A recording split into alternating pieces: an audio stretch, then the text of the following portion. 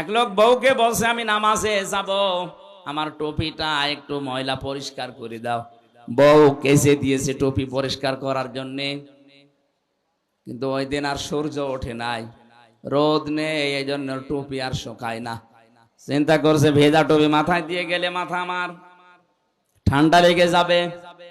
স্ত্রী কাজ করছিল চুলার উপরে, ও টুপিটা এভাবে ধরেছে যেন শুকিয়ে যায়, আল্লাহর ইশারা হাত থেকে পড়ে আগুন লেগে গেছে।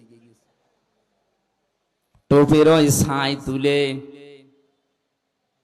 কুলি করছে, দাঁত মাজার পর পানিগুলো যখন কুলি করে ফেলে দেয়, বলছে আল্লাহ টাকাগুলো আমি পানিতে ফেললাম।